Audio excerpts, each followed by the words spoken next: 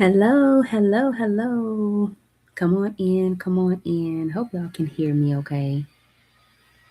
Hope you can hear me okay. Come on in. This is Anastasia, and we're back with another video for empowering women through Christ and letting go and growing in God's purpose. So, it's capacity building from a biblical perspective, okay?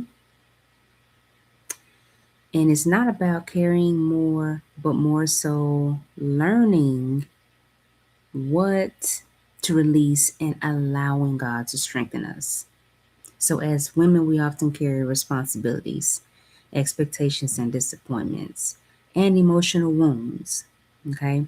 And sometimes we carry guilt from yesterday, anxiety about tomorrow, or the pressure to meet everyone's expectations.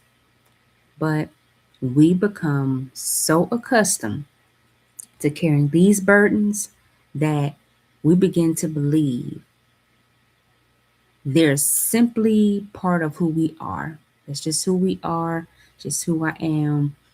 I can't do anything about that. I can't change that, but we know that that is not true. Okay. So, the question I want to consider, that I want us to consider is, did God ever ask you? Did he ever ask us to carry all of that? No, he didn't. Matthew chapter 11, verse 28 through 30 says, Come to me, the first thing, come to me, all you who are weary and heavy laden, who are burdened, and I will give you rest. He said, Come to me. That's the first thing. He wants you to lean on him. He wants you to know that you can come to him. He said, Take my yoke up on you and learn from me. You know, when you have two oxen, they both have a yoke on their back, on their necks.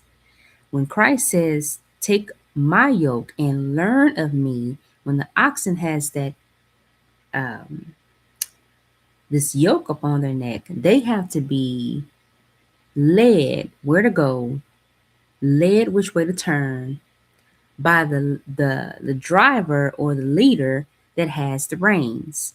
So we have to learn with Christ, we have to learn by Christ, of Christ, right? In the direction to go in life with that yoke. That could be the yoke of life, trying to have a humble heart, right? But it's rest for the soul. He says, For my yoke is easy. The world's yoke is going to weigh us down, but Christ's yoke is more lightweight, it's easy.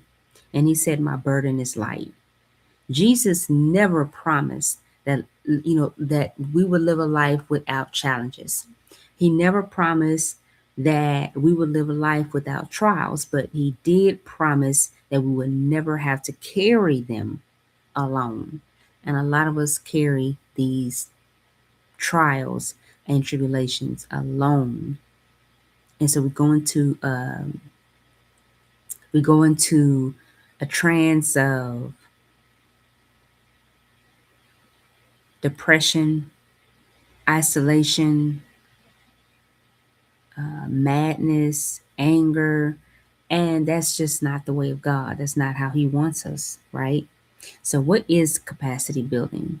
When people hear the word capacity building, they often think about education, leadership, professional development, or learning new skills. And those things are important. But before God expands what we can do, He often transforms who we are. Remember what we talked about last week?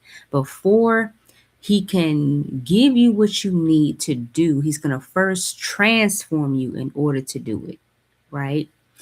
Capacity building in God's kingdom is about becoming spiritually stronger, emotionally healthier, and deeply rooted in Christ, so that we can faithfully fulfill the purpose that He has given us.